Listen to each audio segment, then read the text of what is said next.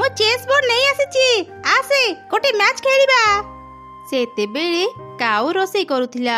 ତା ସାଙ୍ଗମାନଙ୍କ ପାଟି ଶୁଣି ସେ ବାହାରକୁ ଆସିଲା। ହଁ ହଁ ମୁଁ ଆସିଗଲି। ଅନେକ ଦିନରୁ ଆମେ ଚେସ୍ ଖେଳି ନାହାନ୍ତି, ଚାଲ ଗୋଟେ ମ୍ୟାଚ୍ ଖେଳିବା। ଆରେ କଣ ଗୋଟେ ପୋଡ଼ିଲା ଭଳି ଗନ୍ଧ ଆସୁଛି ନା? ଆରେ ଆରେ ସର୍ବନାଶ, ମୁଁ ଖାଇବା ରୋଷେଇ କରୁଥିଲି, ଲାଗୁଛି ମୋର ସବୁ ଖାଇବା ପୋଡ଼ିଗଲା। ଏ ହେ କାଉ, ତୋର ତ ସବୁ ଖାଇବା ଜଳିଗଲା। ଏବେ ତୁ କଣ ଖାଇବୁ? କଣ ଆଉ କରିବି, ଆଜି ମତେ ଉପାସରେ ରହିବାକୁ ହିଁ ପଡିବ। ଆରେ ତମେ ମାନେ ଚିନ୍ତା କାହିଁକି କରୁଛ? ମୋ ସ୍ତ୍ରୀ ଆଜି କ୍ଷୀରି ରୋଷେଇ କରିଛି, ଚାଲ ସମସ୍ତେ ଖାଇନେବ। ସତରେ ନା କଣ ସାଙ୍ଗ? ଭାଉଜ ଆଜି କ୍ଷୀରି ରୋଷେଇ କରିଛନ୍ତି? ଅନେକ ଦିନରୁ ମୁଁ କ୍ଷୀରି ଖାଇନି, ଆଜି ତ ମଜା ଆସିଯିବ। ଚାଲ ଚାଲ ଶୀଘ୍ର ତ ଘରକୁ ଯିବା।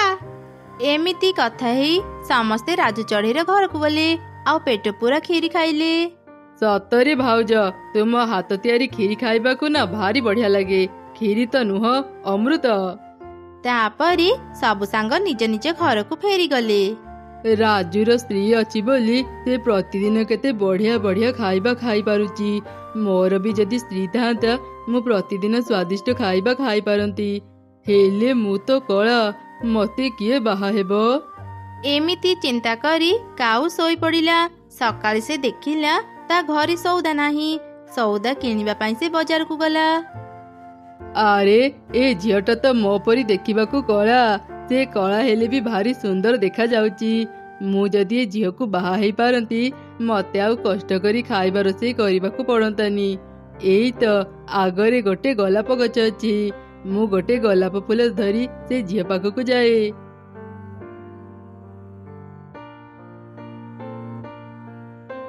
ଆରେ ସୁନ୍ଦରୀ, ତୁମକୁ ଦେଖି ଭାରି ଚିହ୍ନା ଚିହ୍ନା ଲାଗୁଛି। କିଏ ତୁମେ? ଏଇ ଗୋଲାପ ଫୁଲ ଧରି ଆସି ଏସବୁ କଣ ଆଜିବ ଯେ କଥା କହୁଛ? ରାଗ କରନି ସୁନ୍ଦରୀ, ମୁଁ ତୁମ ପାଇଁ ଏ ଗୋଲାପ ଫୁଲ ଆଣିଛି। ତୁମେ ଦେଖିବାକୁ ଅନେକ ସୁନ୍ଦର, ତୁମେ କଣ ମତେ ବାହା ହେବ? ସାମାନ୍ୟ ଗୋଲାପ ଫୁଲ ନେଇ ଆସି କହୁଛ ମତେ ବାହା ହେବ? କେତେ ପୁଅ ମୋ ପାଇଁ ଦାମୀ ଦାମୀ ଜିନିଷ ଆଣି ବାହା ହେବାକୁ ଚାହୁଁଥିଲେ, ହେଲେ ମୁଁ କାହାକୁ ବି ବାହା ହେଲିନି। ଆଉ ତୁମର ଏଇ ସାମାନ୍ୟ ଗୋଲାପ ଫୁଲ ଦେଖି ମୁଁ ତୁମକୁ ବାହା ହେଇଯିବି ଭାବୁଛ? ତୁମକୁ କଣ ଦରକାର କୁହ ସୁନ୍ଦରୀ? କଣ ଦେଲେ ତୁମେ ମତେ ବାହା ହେବ କୁହ, ମୁଁ ତୁମକୁ ତାହା ହିଁ ଆଣିଦେବି। ସତରେ? ମୁଁ ଯାହା କହିବି ତୁମେ ମତେ ଆଣିଦେବ? ତେବେ ଠିକ ଅଛି, ମୋ ପାଇଁ ଗୋଟେ ବଡ ସୁନାହାର ଆଣ। ସୁନାହାର ଦେଲେ ଯାଇ ମୁଁ ତୁମକୁ ବାହା ହେବି। ସୁନାହାର? ଆରେ ମନେ ପଡ଼ିଲା, ମୋ ସାଙ୍ଗ ରାଜୁର ସ୍ତ୍ରୀ ଗୋଟେ ସୁନାହାର ପିନ୍ଧିଥିଲା। ସେଇ ସୁନାହାର ଯଦି ମୁଁ ଆଣିପାରନ୍ତି, ଏ ଝିଅକୁ ଦେଇ ମୁଁ ବାହା ହୁଅନ୍ତି। ହେଲେ ମୁଁ ମୋ ସାଙ୍ଗ ପାଖରୁ ସୁନାହାର କେମିତି ଆଣିବି? ଆରେ ଆରେ ମତେ ଏକ ଉପାୟ ମିଳିଗଲା, ଏବେ ମୁଁ ସେମିତି ହିଁ କରେ। କାଉ ଏକ ଉପାୟ ଚିନ୍ତା କଲା। ସେ ଜଙ୍ଗଲରେ ବୁଲୁଥିଲା, ହଠାତ୍ ତାର ନଜର ଏକ କାଠୁରିଆ ଚଢ଼େଇ ଉପରେ ପଡ଼ିଲା। ସେ ଚଢ଼େଇ ତା ଝୁଡ଼ିରେ 3ଟି କଦଳୀ ନେଇ ଯାଉଥିଲା। ସେ କାଠୁରିଆ ଚଢ଼େଇ ତା ଝୁଡ଼ି ଏକ ନଦୀ ପାଖରେ ରଖି ପାଣି ପିଇବାକୁ ଗଲା। ଠିକ୍ ସେହି ସମୟରେ କାଉ ତା ଝୁଡ଼ିରୁ ଗୋଟି କଦଳୀ ନେଇ ଶୀଘ୍ର ସେଠାରୁ ଉଡ଼ି ଚାଲିଗଲା। ଚୋର ଚୋର, ମୋର କଦଳୀ ନେଇଗଲା, ଧର ୟାକୁ। କାଉ ଶୀଘ୍ର ଉଡ଼ି ସେଠାରୁ ଚାଲିଗଲା। କାଠୁରିଆ ଚଢ଼େଇ ତାକୁ ଧରି ପାରିଲାନି।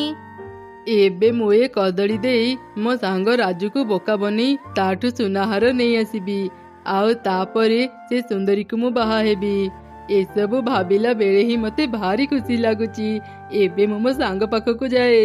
ଏମିତି ଚିନ୍ତା କରି କାଉ ତା ସାଙ୍ଗ ରାଜୁ ପାଖକୁ ଗଲା। ଆରେ ରାଜୁ, ତୁ ଏଇଠି ବୁଲୁଛୁ? ମୁଁ ତତେ କେତେ ଜାଗାରେ ଖୋଜି ସାରିଲିଣି। କଣ ହେଲା କାଉ, ମତେ କଣ ପାଇଁ ଏତେ ଖୋଜୁଥିଲୁ? ରାଜୁ ଏଇ ଦେଖେ, ମୁଁ ଧରିଥିବା ଏଇ କଦଳୀଟି ଗୋଟେ ଯାଦୁର କଦଳୀ। ଏଇ କଦଳୀ ନା ପୂର୍ଣ୍ଣିମା ରାତିରେ ଏକ କଦଳୀ ଘର ପାଲଟି ଯିବ। କାଉ, ତୁ ଏ କଣ ମଜା କଥା କହୁଛୁ? କଦଳୀରେ କଣ ଘର ତିଆରି ହୁଏ? ଆରେ ମୁଁ ତତେ ମଜା କରୁନି, ସତରେ ଏ କଦଳୀରେ ଗୋଟେ ଘର ତିଆରି ହେବ। ଆଉ ଗୋଟେ କଥା, ଏଇ କଦଳୀ ଘର କଥା ବି କହିବ। ତୁ ମୋ ସାଙ୍ଗ ବୋଲି ମୁଁ ପ୍ରଥମେ ତତେ ଏଇ କଦଳୀ ଦେବାକୁ ଆସିଥିଲି। ତୁ ଯଦି ନ ନେବୁ ନ ନେ, ମୁଁ ବଜାରକୁ ଯାଇ ଏ କଦଳୀକୁ ବିକ୍ରି କରିବି। କେହି ନା କେହି ତ ୟାକୁ କିଣି ନେବେ। ରହ ରହ କାଉ, ମୁଁ ତୋର ସେ ଯାଦୁର କଦଳୀକୁ କିଣିବି। ତୋ କଥା ଯଦି ସତ ହେଇଥାଏ, ପୂର୍ଣ୍ଣିମା ରାତିରେ ଯେତେବେଳେ କଦଳୀ ଘର ପାଲଟିଯିବ, ସେ କଦଳୀ ଘର ମୁଁ ମୋ ସ୍ତ୍ରୀକୁ ଉପହାର ଦେବି। ଆଚ୍ଛା କାଉ, ଏଇ କଦଳୀ ଘର ବଦଳରେ ତୁ କ'ଣ ନେବୁ କହିଲୁ? ଆରେ ରାଜୁ, ତୁ ମୋ ସାଙ୍ଗ, ସେଥିପାଇଁ ମୁଁ ତୋଠୁ ବେଶୀ ଟଙ୍କା ନେବିନି। ତୁ ଖାଲି ମତେ ଗୋଟେ ସୁନାହାର ଦେ, ମୁଁ ତତେ ଏଇ ଯାଦୁର କଦଳୀ ଦେଇଦେବି। ଆଚ୍ଛା ଠିକ ଅଛି କାଉ, ଆଜି ରାତି ମୁଁ ତତେ ସୁନାହାର ଦେଇ ଏଇ କଦଳୀକୁ ନେବି।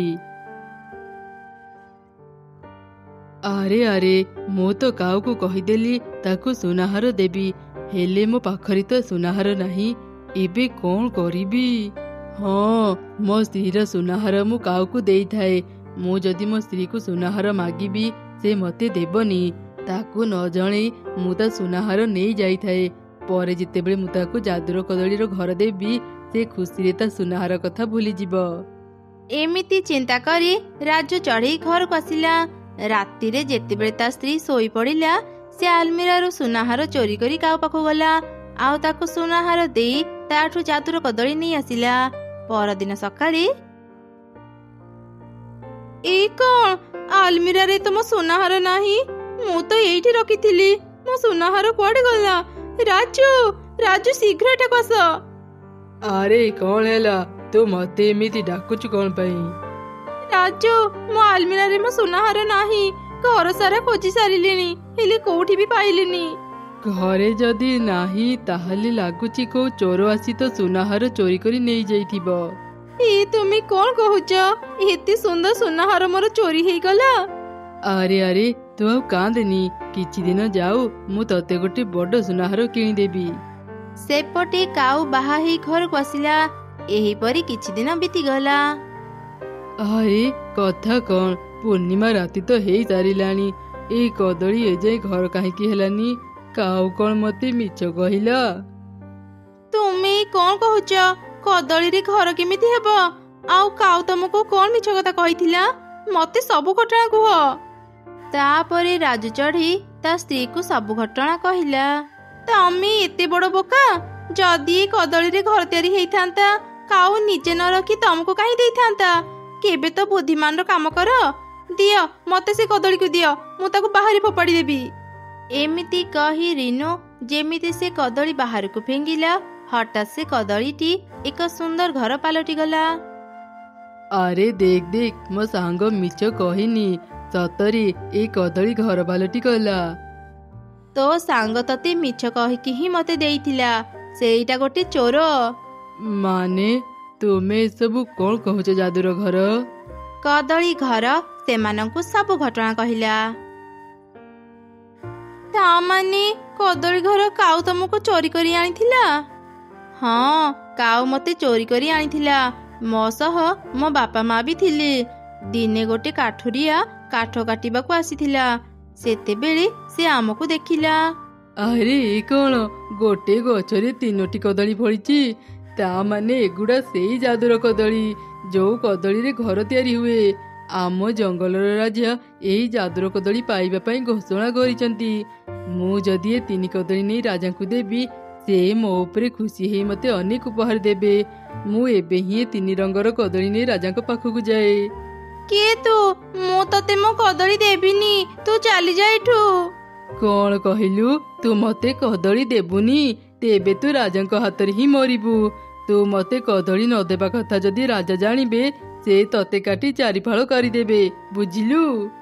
ନା ନା, ମୁଁ ଏତେ ଶୀଘ୍ର ମରିବାକୁ ଚାହୁଁନି। ତୁ ମୋ ଏ 3 କଦଳୀକୁ ନେଇଯା। ତାପରେ ସେ କାଠୁରିଆ ଆମକୁ ଝୁଡ଼ିରେ ରଖି ରାଜାଙ୍କ ପାଖକୁ ନେଉଥିଲା। ସେହି ସମୟରେ କାଉ ମତେ ଚୋରି କରି ନେଇ ଆସିଲା। କାଉ ମତେ ଠକିବାକୁ ଯାଇ ମୋର ଉପକାର କରିଦେଲା। ଚାଲ ରେନୁ, ଏ କଦଳୀ ଘର ଭିତରକୁ ଯିବା। ଆରେ ରୁହ ରୁହ, ଚାଲ ଆମେ ଆଗ କାଉକୁ କିଛି କଦଳୀ ଦେଇ ଆସିବା। ସେ ଅଜାଣତରେ ଆମର ବଡ଼ ଉପକାର କରିଛି। କଦଳୀ ଘର ଆମକୁ କିଛି କଦଳୀ ଦେଇପାରିବ? ହଁ ହଁ, ତମେ ମାନେ ଯାହା ଚାହିଁବ ମୁଁ ତମମାନଙ୍କୁ ସବୁ ଦେଇପାରିବି। ଏଇ ନିଅ କଦଳୀ।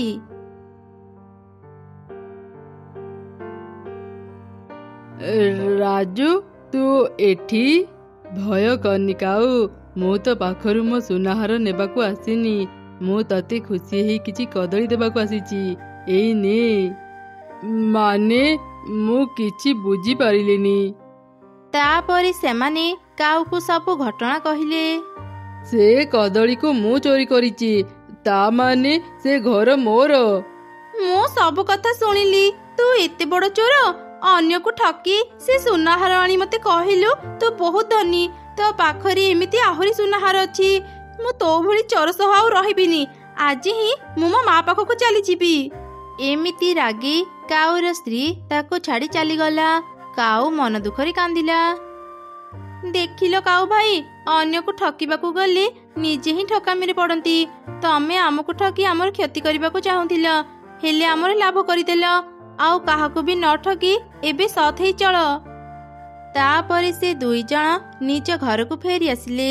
ଆଉ ଖୁସିରେ ସେ କଦଳୀ ଘର ସହ ରହିଲେ। ଗୋଟିଏ ଜଙ୍ଗଲରେ ଏକ ପାରା ରହୁଥିଲା। ସେ ପାରାର ଏକ ବଡ଼ ସୁଇମିଂ ପୁଲ ଥିଲା। ଜଙ୍ଗଲର ଚଢ଼େଇମାନେ ପାରାକୁ ନାଲି ରଙ୍ଗର ମିଠା କଦଳୀ ଦେଇ ତା ସୁଇମିଂ ପୁଲରେ ଗାଧଉଥିଲେ।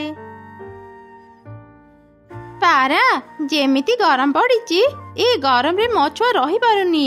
ସେ ତ ସୁଇମିଂ ପୁଲରେ ଗାଧେଇବାକୁ ଚାହୁଁଛି। ତୁ ତାକୁ ତ ସୁଇମିଂ ପୁଲରେ ଗାଧେଇବାକୁ ଦେଇପାରିବୁ? ହଁ, କାହିଁକି ନୁହଁ। ଏ ଖରା ଦିନରେ ତମମାନଙ୍କ ଗାଧେଇବା ପାଇଁ ତ ମୁଁ ଏ ସୁଇମିଂ ପୁଲ ବନେଇଛି। ମୋ ସୁଇମିଂ ପୁଲରେ ଗାଧେଇବା ପାଇଁ ଲାଲ କଦଳୀ ଦେବାକୁ ପଡ଼ିବ। ଏକଥା ଜାଣିଛ ତ? ହଁ ହଁ, ମୁଁ ଏକଥା ଭଲ ଭାବରେ ଜାଣିଛି। ଏଇ ନେ ଲାଲ କଦଳୀ। ଯା ମା, ସୁଇମିଂ ପୁଲରେ ଗାଧେଇ ଆସିବୁ। ମିଟୁର ଛୁଆ ଗାଧେଇ ସାରିବା ପରେ ଚଢ଼େଇ ତା ଛୁଆକୁ ଧରି ସେଠାରେ ପହଞ୍ଚିଲା। ପାରା, ମୁଁ ଶୁଣିଲି ତୁ ଗୋଟେ ସୁଇମିଂ ପୁଲ ବନେଇଛୁ। ମୋ ଝିଅ ତ ସୁଇମିଂ ପୁଲରେ ଗାଧେଇବାକୁ ଚାହୁଁଛି। ତୁ ତାକୁ ତ ସୁଇମିଂ ପୁଲରେ ଗାଧେଇବାକୁ ଦେଇପାରିବୁ? ହଁ, ତୁ ଠିକ୍ ଶୁଣିଛୁ। ଗୋଟେ ଲାଲ କଦଳୀ ବଦଳରେ ତୋ ଝିଅ ଏ ସୁଇମିଂ ପୁଲରେ ଗାଧେଇ ପାରିବ। ଲାଲ କଦଳୀ ନଦେଲେ କିନ୍ତୁ ମୁଁ କାହାକୁ ବି ମୋ ସୁଇମିଂ ପୁଲରେ ଗାଧେଇବାକୁ ଦିଏନି। ଏ କ'ଣ କହୁଛୁ ପାରା? ଲାଲ କଦଳୀ? ସେ ଲାଲ କଦଳୀ ତ ଏଠାରୁ ଅନେକ ଦୂରରେ ମିଳେ। ଏତେ ଦୂରକୁ ଯାଇ ମୁଁ ଲାଲ କଦଳୀ ଆଣିପାରିବିନି। ତୁ ଯଦି ଲାଲ କଦଳୀ ଦେଇପାରିବୁନି, ମୁଁ ତ ଝିଅକୁ ସୁଇମିଂ ପୁଲରେ ଗାଧେଇବାକୁ ବି ଦେଇପାରିବିନି। ଯା, ଚାଲିଯା ଏଠୁ। ଏମିତି ଶୁଣି ମା ଚଢ଼େଇ ତା ଝିଅକୁ ଧରି ସେଠାରୁ ଚାଲିଗଲା। ମା, ପାରା ଆଣ୍ଟିଙ୍କୁ କ'ଣ ପାଇଁ ଲାଲ କଦଳୀ ଦେଲନି? ମୁଁ ଏବେ କୋଉଠି ଗାଧେଇବି? ମୁଁ ଯଦି ନ ଗାଧେଇବି ମୋ ସାଙ୍ଗମାନେ ମୋ ସହ ଖେଳିବେନି। ଆରେ ମା, ସୁଇମିଂ ପୁଲରେ ଗାଧେଇ ପାରିଲୁନି ବୋଲି ମନ ଦୁଃଖ କରୁଛୁ? ଜମା ବି ମନ ଦୁଃଖ କରନି। ଚାଲେ, ମୁଁ ତତେ ନଦୀରେ ଗାଧେଇ ଦେବି। ଦେଖିବୁ, ସୁଇମିଂ ପୁଲରେ ଗାଧେଇବା ଅପେକ୍ଷା ନଦୀରେ ଗାଧେଇବାକୁ ତତେ ଆହୁରି ମଜା ଲାଗିବ। ତାପରେ ମା ଚଢ଼େଇ ତା ଛୁଆକୁ ନେଇ ନଦୀକୁ ଗଲା। ଚଢ଼େଇ ଛୁଆ ନଦୀରେ ଗାଧେଇଲା। ତାପରେ ସେମାନେ ଘରକୁ ଫେରିଲେ। ଫେରିଲା ପରେ ସେମାନେ ଦେଖିଲେ କାଉ ତାଙ୍କ ଘର ବାହାରେ ଛିଡ଼ା ହେଇଛି।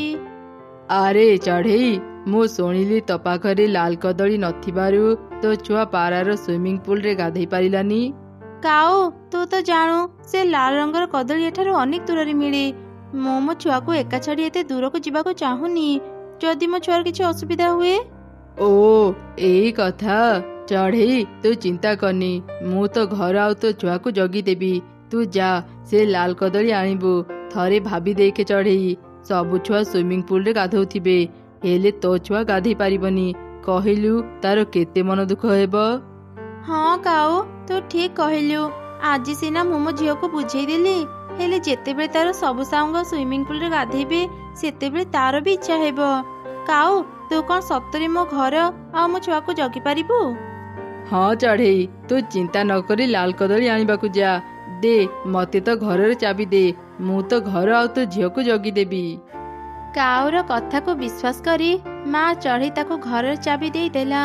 ଆଉ ତାପରେ ସେ ଲାଲ କଦଳୀ ଆଣିବାକୁ ଗଲା।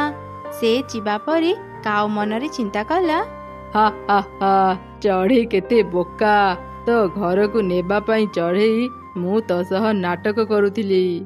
ଏମିତି ଚିନ୍ତା କରି କାଉ ଚଢ଼େଇ ଛୁଆକୁ ପିଟି ପିଟି ସେ ଘରୁ ବାହାର କରିଦେଲା। ଆଜିଠୁ ଏ ଘର ମୋର। ତୁ ଏଠୁ ଚାଲିଯା। ମୋ ଘରେ ପଶିବାକୁ ଚେଷ୍ଟା ବି କରିବୁନି, ନହେଲେ ମୁଁ ତତେ ଆହୁରି ପିଟିବି। ସେପଟେ ମା ଚଢ଼େଇ ଲାଲ କଦଳୀ ଧରି ଫେରିବା ସମୟରେ ରାସ୍ତାରେ ଦେଖିଲା ଗୋଟେ ପରୀ କିଛି କଣ୍ଟା ଗଛରେ ଅଟକି ଯାଇଛି। ଏ କ'ଣ ପରୀ, ତୁମେ କଣ୍ଟା ଗଛ ଭିତରେ କେମିତି ଅଟକି ଗଲ? ଆରେ ଚଢ଼େଇ, ଅନେକ ସମୟ ହେଲାଣି ମୁଁ ଏ କଣ୍ଟା ଗଛରେ ଅଟକି ଯାଇଛି। ଯେତେ ଚେଷ୍ଟା କଲେ ବି ମୁଁ ବାହାରି ପାରୁନି। ମୋ ପାଖରେ ମୋ ଯାଦୁର ଲାଠି ନଥିବାରୁ ମୋ ପାଖରେ ଶକ୍ତି ନାହିଁ। ତା ଜାଣି ଗୋଟିଏ ପିଶାଚି ମୋତେ ଧରିବା ପାଇଁ ମୋ ପଛରେ ଗୋଡ଼େଇଥିଲା। ତା ପାଖରୁ ଲୁଚିବା ପାଇଁ ମୁଁ ଏ ଗଛ ପଛ ପଟକୁ ଚାଲି ଆସିଲି। ହେଲେ ଜାଣିନଥିଲି ଏଠି ଏତେ କଣ୍ଟା ଗଛ ଅଛି। ଏ କଣ୍ଟା ଗଛରେ ମୁଁ ଅଟକି ଗଲି। ଏବେ ଯେତେ ଚେଷ୍ଟା କଲେ ବି ମୁଁ ବାହାରି ପାରୁନି। ତୁମେ ଚିନ୍ତା କରନି ପରି, ମୁଁ ଏବେ ତମକୁ ଏ କଣ୍ଟା ଗଛ ଭିତରୁ ବାହାର କରି ଆଣୁଛି। ଏମିତି କହି ମା ଚଢ଼େଇ ପରୀକୁ କଣ୍ଟା ଗଛ ଭିତରୁ ବାହାର କରି ଆଣିଲା। ଧନ୍ୟବାଦ ଚଢ଼େଇ, ଅନେକ ସମୟରୁ ମୁଁ ଏ କଣ୍ଟା ଗଛରେ ଅଟକି ଯାଇଥିଲି। ତୁ ମୋତେ ସାହାଯ୍ୟ କଲୁ ବୋଲି ମୁଁ ଏଠୁ ବାହାରି ପାରିଲି। ମୁଁ ଏବେ ଯାଉଛି ମୋ ଯାଦୁର ଲାଠିକୁ ଖୋଜିବି। ଯାଦୁର ଲାଠି ପାଇଲେ ଯାଇ ମୁଁ ମୋ ଶକ୍ତି ଫେରି ପାଇବି। ତାପରେ ପରୀ ସେଠାରୁ ଚାଲିଗଲା। ମା ଚଢ଼େଇ ବି ଲାଲ କଦଳୀ ଧରି ଘରକୁ ଫେରିଲା। ଘରକୁ ଫେରିବା ପରେ ସେ ଦେଖିଲା ତା ଛୁଆ ବାହାରେ ଛିଡ଼ା ହେଇ କାନ୍ଦୁଛି।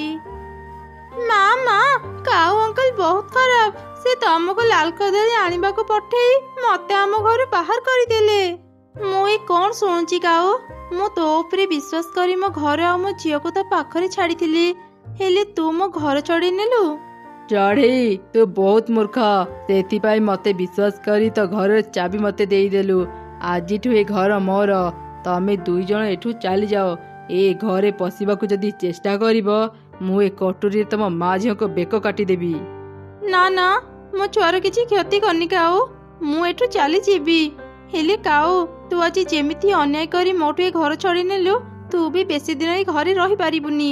ଭଗବାନ ତତେ ନିଶ୍ଚୟ ଶାସ୍ତି ଦେବେ। ମନ ଦୁଃଖରେ ମା ଚଢ଼େଇ ତା ଛୁଆକୁ ଧରି ଦୂରକୁ ଚାଲିଗଲା। ହେ ଭଗବାନ, ଏତେ କଷ୍ଟ କରି ମୁଁ ଘର ବନେଇଥିଲି, ସେ ଦୁଷ୍ଟ କାଉ ମୋ ଘର ଛଡ଼େଇ ନେଲା। ଏବେ ମୁଁ ମୋ ଛୁଆ ସାଙ୍ଗରେ କୋଉଠି ରହିବି? ଆରେ ଚଢ଼େଇ, କଣ ହେଲା? ତୁ ଏମିତି କାନ୍ଦୁଛୁ କଣ ପାଇଁ?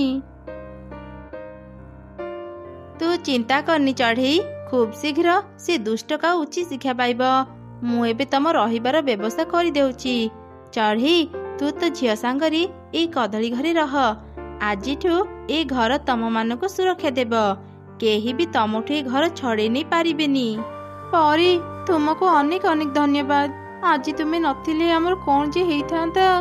ଚଢ଼େଇ, ଦିନେ ମୋ ବିପଦ ସମୟରେ ତୁ ମୋତେ ସାହାଯ୍ୟ କରିଥିଲୁ। ଆଜି ତ ବିପଦ ସମୟରେ ମୁଁ କେମିତି ନ ଆସିଥାନ୍ତି। ଆଚ୍ଛା ଚଢ଼େଇ, ଏବେ ମୁଁ ଯାଉଛି। ତୁ ଆରାମରେ ତ ଝିଅ ସହ ଘରେ ରହ।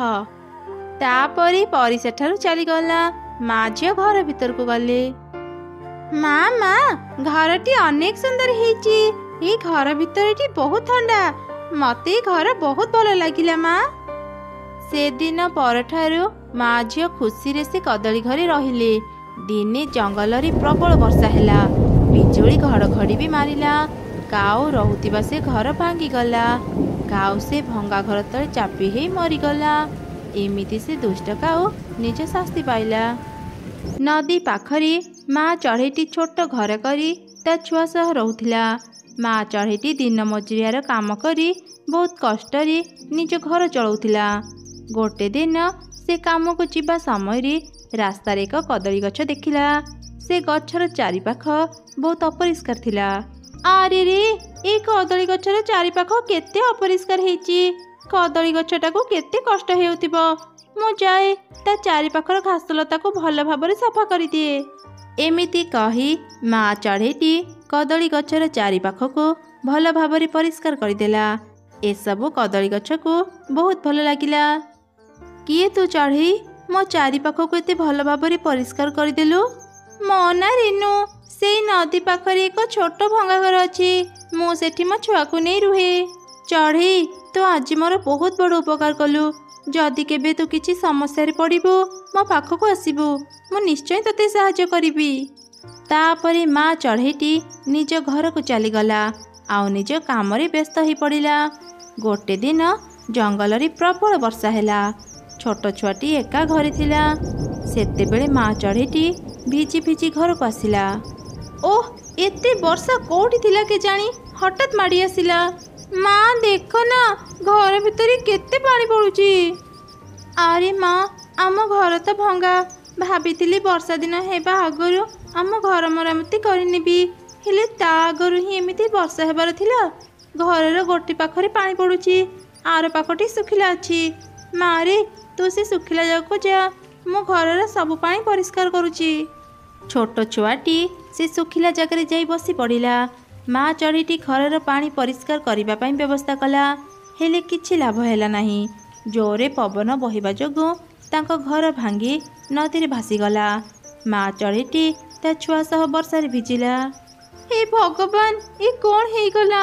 ମୋ ଶେଷ ସମ୍ବଳ ଘର ହିଁ ଥିଲା, ଏବେ ମୁଁ ମୋ ଛୁଆକୁ ନେଇ ବର୍ଷାରେ କୁଆଡ଼େ ଯିବି? ମା ଆଉ କାନ୍ଦନି, ଚାଲ ମା, ଆଜି ରାତି ରହିବା ପାଇଁ ଆମେ ଜଣଙ୍କୁ ସାହାଯ୍ୟ ମାଗିବା। ତାପରେ ମା ଛୁଆ ତାଙ୍କ ପାଖ ପଡ଼ୋଶୀର ଘରକୁ ଗଲେ। ଭଉଣୀ, ବର୍ଷା ପାଇଁ ଆମ ଘର ଭାଙ୍ଗି ନଦୀରେ ଭାସିଗଲା, ରହିବା ପାଇଁ ଆମ ପାଖରେ ଜାଗା ନାହିଁ। ବର୍ଷା ଛାଡ଼ିବା ଯାଏଁ ତୁମ ଘରେ ଆମକୁ ଟିକେ ଆଶ୍ରୟ ଦେଲେ ଆମର ବଡ଼ ଉପକାର ହୁଅନ୍ତା। ମୋ ଘରେ ବି ଏତେ ମଜବୁତ ନୁହଁ, ମୁଁ ଯଦି ତମ 2 ଜଣଙ୍କୁ ମୋ ଘରେ ରଖିବି ମୋ ଘର ଭାଙ୍ଗି ଯାଇପାରେ। ଯାଅ ଯାଅ, ଆଉ କେଉଁଠି ରହିବ ଯାଅ, ମୁଁ ତମମାନଙ୍କୁ ମୋ ଘରେ ରଖିପାରିବିନି। ଏମିତି କହି ସେ ଚଢ଼େଇ ଘର ଭିତରକୁ ଯାଇ କବାଟ ବନ୍ଦ କରିଦେଲା। ମା ଚଢ଼େଇ ଆଉ ତାର ଛୁଆ ସମସ୍ତଙ୍କ ଘରକୁ ଯାଇ ସାହାଯ୍ୟ ମାଗିଲେ, ହେଲେ କେହି ବି ତାଙ୍କୁ ସାହାଯ୍ୟ କଲେ ନାହିଁ। ସେମାନେ ଭିଜି ଭିଜି ଏକ ଗଛ ଡାଳରେ ବସିଥିଲେ। ମା, ଭାରି ଥଣ୍ଡା ଲାଗୁଛି, ଆମେ କ'ଣ କେଉଁଠି ବି ରହିବା ପାଇଁ ଜାଗା ପାଇବାନି? ମୋତେ ଭାରି ଦୁର୍ବଳ ଲାଗୁଛି ମା, ମୁଁ ଆଉ ଉଡ଼ି ପାରିବିନି। ମାରି, ତୁ ମୋ ପାଖକୁ ଆ, ମୋ ପିଠିରେ ବସ। ଏଠି ରହିଲେ କିଛି ଲାଭ ନାହିଁ, ଚାଲ ଆଗକୁ ଯାଇ ସୁରକ୍ଷିତ ଜାଗା ଖୋଜିବା। ତାପରେ ମା ଚଢ଼େଇଟି ତା ଛୁଆକୁ ପିଠିରେ ବସେଇ ଆଗକୁ ଗଲା। କିଛି ଦୂର ଗଲା ପରେ ମା ଚଢ଼େଇର ସେଇ କଦଳୀ ଗଛ ସହ ଦେଖା ହେଲା। ଏ କ'ଣ ଚଢ଼େଇ, ନିଜ ଘର ଛାଡ଼ି ତୁ ଏତେ ବର୍ଷାରେ ଭିଜୁଛୁ କ'ଣ ପାଇଁ? ମୋର ଆଉ ଘର ନାହିଁ କଦଳୀ ଗଛ, ଏ ବର୍ଷା ପବନରେ ମୋ ଘର ଭାଙ୍ଗିଗଲା। କାହା ପାଖରୁ ବି ମୁଁ ସାହାଯ୍ୟ ନ ପାଇ ମୋ ଛୁଆ ସହ ଏ ବର୍ଷାରେ ଭିଜୁଛି। ଶୁଖିଲା ଜାଗା ଖୋଜିବା ପାଇଁ ମୁଁ ଆଗକୁ ଯାଉଥିଲି। ଚଢ଼େଇ, ମୁଁ ତତେ କହିଥିଲି ନା, ତ ବିପଦ ସମୟରେ ମୁଁ ତତେ ନିଶ୍ଚୟ ସାହାଯ୍ୟ କରିବି। ମୋର ସବୁ କଦଳୀପତ୍ର ଯାଦୁର କଦଳୀପତ୍ର। ତ ମୋଠୁ ଗୋଟେ କଦଳୀପତ୍ର ଛିଡ଼େଇ ପାଣି ଉପରେ ପକାଇ ଦେ, ସଙ୍ଗେ ସଙ୍ଗେ ହିଁ ତୁ ଏକ କଦଳୀପତ୍ରର ଘର ପାଇଯିବୁ। ବର୍ଷା ଛାଡ଼ିବା ଯାଏଁ ତୋ ଛୁଆ ସହ ତୁ ସେ ଘରେ ରହିପାରିବୁ। ପାଣି କମିଯିବା ପରେ ତୁ ଜଙ୍ଗଲର ଗଛ ଉପରେ ନିଜ ପାଇଁ ଘର ତିଆରି କରିନେବୁ। କଦଳୀ ଗଛର କହିବା ଅନୁସାରେ ମା ଚଢ଼େଇଟି ଏକ କଦଳୀପତ୍ର ଛିଡ଼େଇ ପାଣି ଉପରେ ପକାଇଦେଲା। ସଙ୍ଗେ ସଙ୍ଗେ ହିଁ ସେଠି ଗୋଟେ ବଡ଼ କଦଳୀପତ୍ରର ଘର ବାହାରିଲା। ଚଢ଼େଇ ତା ଛୁଆ ସହ ସେ ଘରେ ରହିଲା। ସେପଟେ 3ରୁ 4 ଦିନ ହେଇଗଲା, ତଥାପି ବର୍ଷା ଛାଡ଼ିଲାନି। ନଦୀର ବନ୍ଧ ଭାଙ୍ଗି ଜଙ୍ଗଲ ଭିତରେ ପାଣି ପଶିଗଲା। ଅନେକ ଚଢ଼େଇଙ୍କ ଘର ଭାଙ୍ଗିଗଲା। ସମସ୍ତେ ବର୍ଷା ପାଣିରେ ଭାସୁଥିଲେ ଆଉ ବଞ୍ଚାଅ ବଞ୍ଚାଅ କହି ଚିତ୍କାର କରୁଥିଲେ। କିଛି ଚଢ଼େଇ ଭାସି ଭାସି ମା ଚଢ଼େଇର କଦଳୀପତ୍ର ଘର ପାଖରେ ପହଞ୍ଚିଲେ। ଚଢ଼େଇ, ଆମକୁ ବଞ୍ଚା, ଅନେକ ସମୟରୁ ଆମେ ଏ ପାଣିରେ ଭାସୁଛୁ, ଆମକୁ ରକ୍ଷା କର, ନହେଲେ ଆମେ ମରିଯିବୁ। ଦିନେ ଚଢ଼େଇ ତମମାନଙ୍କୁ ସାହାଯ୍ୟ ମାଗିଥିଲା, ତମେମାନେ ତାକୁ ସାହାଯ୍ୟ କରିନଥିଲ। ଆଜି କେମିତି ତାକୁ ସାହାଯ୍ୟ ମାଗୁଛ? ଲାଜ ଲାଗୁନି ତମମାନଙ୍କୁ? କଦଳୀ ଗଛ, ଏମାନେ ତାଙ୍କ ଭୁଲର ଶାସ୍ତି ପାଇଗଲେଣି, ମୁଁ ତାଙ୍କୁ କ୍ଷମା କରିଦେଇଛି। ତୁମେ ବି ଏମାନଙ୍କୁ କ୍ଷମା କରିଦିଅ। ମୁଁ ସମସ୍ତଙ୍କୁ ମୋ କଦଳୀପତ୍ର ଘରେ ଆଶ୍ରୟ ଦେବାକୁ ଚାହୁଁଛି, ତୁମେ ମନା କରନି। ଠିକ୍ ଅଛି ଚଢ଼େଇ, ତୁ ଯଦି ଏମାନଙ୍କୁ କ୍ଷମା କରିଦେଲୁ, ମୁଁ କାହିଁକି ଏମାନଙ୍କୁ ଆଉ ରାଗିବି? ଗୋଟେ କଦଳୀପତ୍ର ଘରେ ରହିଲେ ସେ ଘର ତମ ସମସ୍ତଙ୍କ ଓଜନ ସହି ନପାରି ଭାଙ୍ଗିଯିବ। ତମେ ସମସ୍ତେ ମୋ ପାଖରୁ କଦଳୀପତ୍ର ନେଇ ନିଜ ପାଇଁ ଘର ତିଆରି କରି ରୁହ। ତାପରେ ସବୁ ଚଢ଼େଇ କଦଳୀ ଗଛ ପାଖରୁ ଗୋଟେ ଗୋଟେ ପତ୍ର ନେଇ ପାଣି ଉପରେ ନିଜ ପାଇଁ ଘର ତିଆରି କଲେ। ବର୍ଷା ଛାଡ଼ିବା ଯାଏଁ ସମସ୍ତେ ସେଇ କଦଳୀପତ୍ରର ଘରେ ରହିଲେ। ଏ କାହାଣୀ ଗୋଟେ ମା ଚଢ଼େଇର। ବାପା ଚଢ଼େଇର ମୃତ୍ୟୁ ପରେ ମା ଚଢ଼େଇଟି ତା ଛୁଆ ସାଙ୍ଗରେ ଏକ ଛୋଟ ଭଙ୍ଗା ଘରେ ରହୁଥିଲା। ସେମାନେ ବହୁତ ଗରିବ ଥିଲେ। ମା ଚଢ଼େଇଟି ଅନ୍ୟମାନଙ୍କ ଘରେ ଛୋଟ ମୋଟ କାମ କରି ତା ଘର ଚଳାଉଥିଲା। ଥରେ ରାତିରେ ସେ ଆଉ ତାର ଛୁଆ ଘର ବାହାରେ ବସିଥିଲେ। ହଠାତ୍ ଜୋରେ ପବନ ବହିଲା, ବର୍ଷା ବି ଆରମ୍ଭ ହେଇଗଲା। ହେ ଭଗବାନ, ଏ ଅସମୟରେ ବର୍ଷା କାହିଁକି ହେଲା? ଆମ ଘର ବହୁତ ପୁରୁଣା ଆଉ ଭଙ୍ଗା, ଏତେ ବର୍ଷାରେ ତ ମୋ ଘର ଭାଙ୍ଗିଯିବ। ଏବେ ମୁଁ ମୋ ଛୁଆକୁ ନେଇ କୁଆଡ଼େ ଯିବି, କୋଉଠି ରହିବି? ମା, ଏତେ ଜୋରେ ପବନ ବର୍ଷା କାହିଁକି ହେଉଛି? ମତେ ଏମିତି ଲାଗୁଛି ମୁଁ ଏ ପବନରେ ଉଡ଼ିଯିବି। ମା ଦେଖ, ଆମ ଘର ବି ହଲୁଛି। ଘର ଭାଙ୍ଗିବା ପୂର୍ବରୁ ଚାଲ ଆମେ ଦୂରକୁ ଚାଲିଯିବା। ମା ଚଢ଼େଇଟି ତା ଘରକୁ ଦେଖିଲା। ସତକୁ ସତ ତା ଘର ଏ ବର୍ଷା ପବନରେ ଟିକେ ଟିକେ ହଲୁଥିଲା। ମା ଚଢ଼େଇଟି ତୁରନ୍ତ ତା ଛୁଆକୁ ଧରି ପାଖରେ ଥିବା ଏକ ଗଛ ମୂଳକୁ ଚାଲିଗଲା। ସେ ଯିବା ପରେ ପରେ ହିଁ ତା ଘର ଭାଙ୍ଗି ମାଟିରେ ପଡ଼ିଗଲା। ମା ଚଢ଼େଇଟି କାନ୍ଦି କାନ୍ଦି କହିଲା, ଆମ ପାଖରେ କେବଳ ଆମର ଏଇ ଘର ହିଁ ଥିଲା। ଏବେ ଏଇଟା ବି ଭାଙ୍ଗିଗଲା। ଆମେ ମା ଛୁଆ ବି କୋଉଠି ରହିବୁ? ହେ ଭଗବାନ, ଆମ ଭଳି ଗରିବଙ୍କ ସହ ଏମିତି କାହିଁକି କରୁଛ? ମା, ମତେ ଭାରି ଥଣ୍ଡା ଲାଗୁଛି। ମୋ ପୁରା ଦେହ ଭିଜି ଯାଇଛି। ମା ଚାଲ ନା ଘରକୁ ଯିବା। ମତେ ବହୁତ କଷ୍ଟ ହେଉଛି। ଏଠି ଆଉ ରହିବାନି। ଏ ବର୍ଷା ରାତିରେ ଆମେ କୋଉଠିକି ଯିବାରେ ମା? ଟିକେ ଅପେକ୍ଷା କର, ସକାଳ ହେଉ, ମୁଁ କିଛି ବ୍ୟବସ୍ଥା କରିବି। ଆ ମା, ମୋ ପାଖକୁ ଆ, ମୁଁ ତତେ ମୋ ଡେଣାରେ ଘୋଡ଼େଇ ଦେବି। ଏମିତି କହି ମା ଚଢ଼େଇ ତା ଡେଣାରେ ତା ଛୁଆକୁ ଘୋଡ଼େଇକି ରାତି ସାରା ରଖିଲା। ସକାଳ ହେଲା ପରେ ବର୍ଷା ଛାଡ଼ିଗଲା। ମା ଚଢ଼େଇଟି ତା ଛୁଆକୁ ସେଇ ଆମ୍ବ ଗଛ ମୂଳେ ରଖି ଆଶ୍ରୟ ଖୋଜିବାକୁ ଚାଲିଗଲା। ହେଲେ ଝଡ଼ ବର୍ଷାରେ ଅନେକ ଚଢ଼େଇଙ୍କ ଘର ଭାଙ୍ଗି ଯାଇଥିଲା। ସେ କାହା ପାଖରେ ବି ଆଶ୍ରୟ ପାଇଲାନି। ହଠାତ୍ ତାର ନଜର ଏକ କଦଳୀ ବଗିଚା ଉପରେ ପଡ଼ିଲା। ସେ କଦଳୀ ବଗିଚା ଗୋଟେ କାଉର ଥିଲା। ଏତେ ବଡ଼ ଗୋଟେ କଦଳୀ ବଗିଚା ଦେଖି ମା ଚଢ଼େଇଟି ମନରେ ଚିନ୍ତା କଲା, ଆଶ୍ରୟ ନେବା ପାଇଁ କୋଉଠି ବି ଜାଗା ନାହିଁ। ମୁଁ କିଛି କଦଳୀ ପତ୍ର ଏଇ ବଗିଚାରୁ ନେଇଯାଏ। ଏବେ କଦଳୀ ପତ୍ର ଘରେ ରହିବା ଛଡ଼ା ଆଉ କିଛି ରାସ୍ତା ନାହିଁ। ଏମିତି କହି ମା ଚଢ଼େଇଟି କିଛି କଦଳୀ ପତ୍ର କାଟି ନିଜ ସାଙ୍ଗରେ ନେଇଗଲା। ଆଉ ସେଇ କଦଳୀ ପତ୍ରରେ ଏକ ସୁନ୍ଦର ଘର ତିଆରି କଲା। ସେଦିନ ପରଠାରୁ ସେ ଆଉ ତାର ଛୁଆ ସେଇ ଘରେ ରହିଲେ। ଥରେ ରାତିରେ ମା ଛୁଆ ଶୋଇଥିଲେ। ହଠାତ୍ ଛୁଆଟି କହିଲା, ମା ଦେଖ, ଏ କଦଳୀ ପତ୍ର ଛାତର କଣାରେ ଆକାଶର ଜହ୍ନ ଦେଖାଯାଉଛି। ଏ କଦଳୀ ପତ୍ର ଯଦି ସୁନାର ହେଇଥାନ୍ତା, ଜହ୍ନ ଆଲୁଅରେ ଚକଚକ କରନ୍ତା ନା ମା? କ'ଣ ସବୁ ବେକାର କଥା ଚିନ୍ତା କରୁଛୁ କହିଲୁ? ଆଉ ବେଶୀ କଥା ନ କହି ଶୋଇପଡ଼, ସକାଳେ ମୁଁ କାମକୁ ବି ଯିବି। ମା ପାଖରୁ ଏମିତି ଶୁଣି ଚଢ଼େଇ ଛୁଆ ଅଭିମାନ କରି ଶୋଇପଡ଼ିଲା। ପରଦିନ ସକାଳେ ନିଦରୁ ଉଠି ମା ଚଢ଼େଇ ନିଜ କଦଳୀ ପତ୍ର ଘରକୁ ଦେଖି ଖୁବ୍ ଆଶ୍ଚର୍ଯ୍ୟ ହେଇଗଲା। ଏ କ'ଣ? ଏ କଦଳୀ ପତ୍ର ସବୁ ସୁନାର କେମିତି ହେଇଗଲା? ଗୋଟେ ରାତିରେ ଏ କେମିତିକା ଚମତ୍କାର ହେଲା? ମାର ପାଟି ଶୁଣି ଚଢ଼େଇ ଛୁଆ ବି ଘରୁ ବାହାରି ଆସିଲା।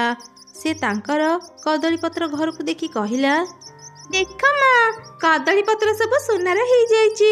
ରାତିରେ ମୁଁ କହୁଥିଲି ନା, କଦଳୀ ପତ୍ର ସବୁ ସୁନାର ହେଲେ କେତେ ଭଲ ହେଇଥାନ୍ତା।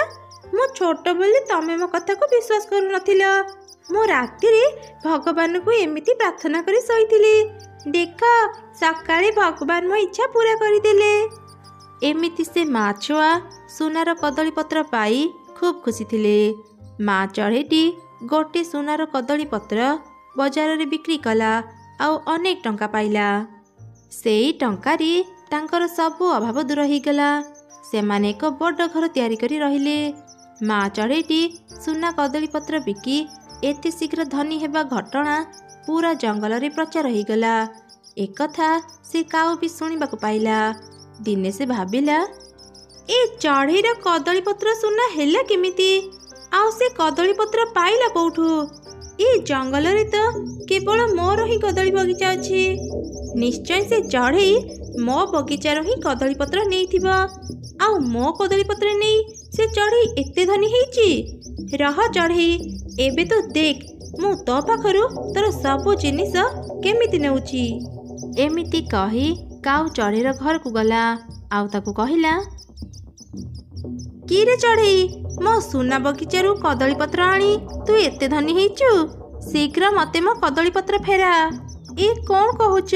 ସୁନାର ବଗିଚା କୋଉଠି ଥାଏ? ମୁଁ ଅଳ୍ପ କିଛି କଦଳୀ ପତ୍ର ତୁମ ବଗିଚାରୁ ଆଣିଥିଲି। ସେତେବେଳେ ତ ସେସବୁ ସାଧାରଣ ପତ୍ର ଥିଲା। କିଛି ଦିନ ପରେ ଯାଇ ଏ କଦଳୀ ପତ୍ର ସୁନାର ହେଇଗଲା। ମୋ ବଗିଚାରେ ଯେତେ ବି କଦଳୀ ଗଛ ଅଛି ସେସବୁ ଚାତୁର ଗଛ। ସେ କଦଳୀ ଗଛରୁ ପତ୍ର ଛିଡ଼ିଲେ ତାହା ସୁନାରେ ପାଲଟି ଯାଏ। ତୁ ମୋ କଦଳୀ ପତ୍ର ଚୋରି କରିଛୁ। ତୁ ଗୋଟେ ଚୋର। ଭଲରେ ଭଲରେ ମତେ ମୋ କଦଳୀ ପତ୍ର ଦେଇଦେ।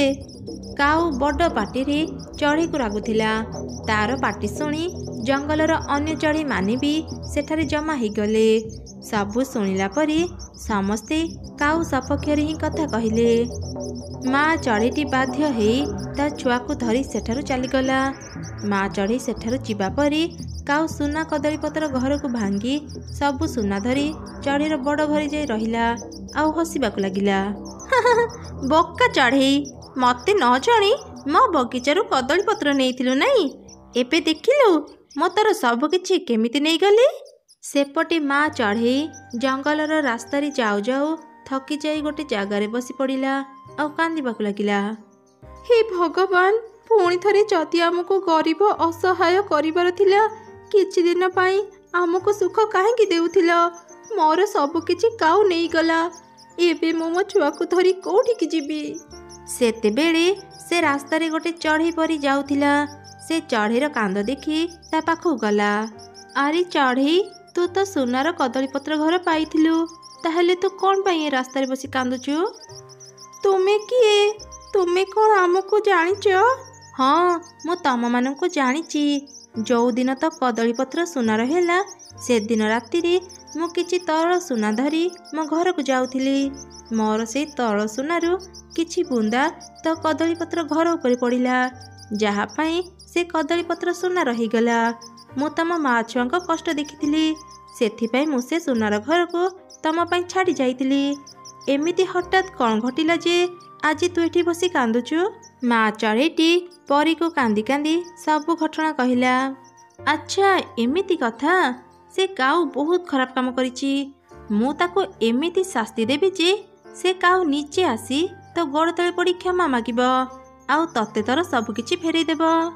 ଏମିତି କହି ଚଢ଼େଇ ପରି କିଛି ମନ୍ତ୍ର ଶକ୍ତି ପବନରେ ଛାଡ଼ିଦେଲା। ସେ ମନ୍ତ୍ର ଶକ୍ତି ସିଧା ଯାଇ ସୁନାର କଦଳୀପତ୍ରରେ ବାଜିଲା। ସଙ୍ଗେ ସଙ୍ଗେ ହିଁ ସେ ସୁନା କଦଳୀପତ୍ର କଳା ପଡ଼ିଗଲା। ଏ କ'ଣ ହେଇଗଲା? ମୋ ସୁନା କଦଳୀପତ୍ର କଳା କେମିତି ହେଲା? ଏବେ ମୁଁ କ'ଣ କରିବି? କାଉ ଏମିତି କହୁଥିବା ସମୟରେ ହଠାତ୍ ସେ ଦେଖିଲା କଦଳୀପତ୍ର ସବୁ ଭୟଙ୍କର ରାକ୍ଷସରେ ବଦଳି ଗଲେ। ପୁରା ଘର ଭୂତ ଘର ହେଇଗଲା। ସେ ରାକ୍ଷସ କଦଳୀ ସବୁ ଭୟଙ୍କର ହସ ହସୁଥିଲେ ଆଉ କାଉର ଚାରିପାଖରେ ବୁଲୁଥିଲେ। ଏସବୁ ଘଟଣା ଦେଖି କାଉ ଖୁବ୍ ଡରିଗଲା। ଏ ଘର ହଠାତ୍ ଭୂତ ଘର କେମିତି ହେଇଗଲା? ଆଉ ଏ ରାକ୍ଷସ ମାନେ କୁଆଡ଼ୁ ଆସିଲେ? ମୁଁ ଶୀଘ୍ର ଏଠୁ ପଳାଏ। ଏମିତି କହି କାଉ କବାଟ ପାଖକୁ ଗଲା, ହେଲେ ଘରର କବାଟ ବନ୍ଦ ଥିଲା। ସେ ଯେତେ ଚେଷ୍ଟା କଲେ ବି ଘରୁ ବାହାରି ପାରିଲାନି। କାଉ ଭୟରେ କାନ୍ଦି କାନ୍ଦି କହିଲା, ମୁଁ ଏବେ ବୁଝିଗଲି ଏସବୁ କାହିଁକି ହେଉଛି। ତୁମେ ଯିଏ ବି ହେଇଥାଅ, ମୋତେ ଛାଡ଼ି ଦିଅ। ମୋର ଭୁଲ ହେଇଗଲା। ମୁଁ ଚଢ଼େଇକୁ ତାର ସବୁ କିଛି ଫେରେଇ ଦେବି। ମୁଁ ତାକୁ କ୍ଷମା ବି ମାଗିବି। ଦୟାକରି ମୋତେ ଏଠାରୁ ଯିବାକୁ ଦିଅ। କାଉ ଏମିତି କହିବା ପରେ ପରେ ହିଁ ଘରର କବାଟ ଖୋଲିଗଲା। କାଉ ଦୌଡ଼ିକି ବାହାରକୁ ଚାଲିଗଲା। ସେ ଚାରିଆଡ଼େ ଚଢ଼େଇକୁ ଖୋଜିଲା। ସେ ଚଢ଼େଇକୁ ପାଇଲା ପରେ ତାକୁ କ୍ଷମା ମାଗି ସବୁ ଘଟଣା କହିଲା। ମା ଚଢ଼େଇଟି ତା ଛୁଆ ସହ ନିଜ ଘରକୁ ଫେରି ଆସିଲା। ଘରଟି ପୂର୍ବ ଭଳି ଭଲ ହେଇଗଲା। କଦଳୀପତ୍ର ସବୁ ସୁନାର ବି ହେଇଗଲା।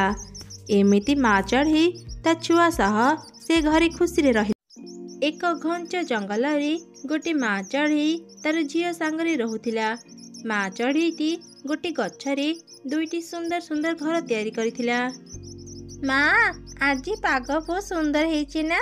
ଲାଗୁଛି କିଛି ସମୟ ପରେ ବର୍ଷା ହେବ। ହଁ ରେ ମା, ମୁଁ ଗୋଟେ ପାରା ପାଖରେ ଶୁଣିଥିଲି ଏଥର ବହୁତ ବର୍ଷା ଅଛି। ଆମେ ତ ଏଇ ଜଙ୍ଗଲକୁ ନୂଆ କରି ଆସିଛେ, ଘରେ ବେଶୀ ଖାଇବା ବି ନାହିଁ। ବର୍ଷା ଆସିବା ପୂର୍ବରୁ ଆମକୁ ଶୀଘ୍ର ଖାଇବା ଯୋଗାଡ଼ କରିବାକୁ ପଡ଼ିବ। ମା ଚଢ଼େଇ ଆଉ ତାର ଝିଅ ଏପରି କଥା ହେବା ସମୟରେ ଗୋଟେ କାଉ ସେଠାକୁ ଆସିଲା।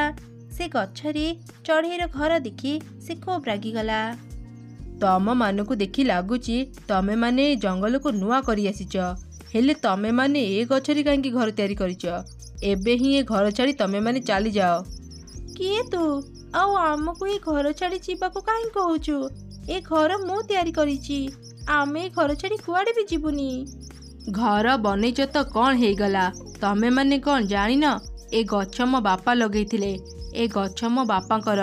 ତାଠୁ ବଡ଼ କଥା ହେଲା, ମୋ ବାପାଙ୍କ ମୃତ୍ୟୁ ପରେ ମୋ ବାପାଙ୍କୁ ଏ ଗଛ ତଳେ ପୋତା ଯାଇଛି। ସେଥିପାଇଁ କହୁଛି ଏ ଗଛ ମୋ ବାପାଙ୍କର।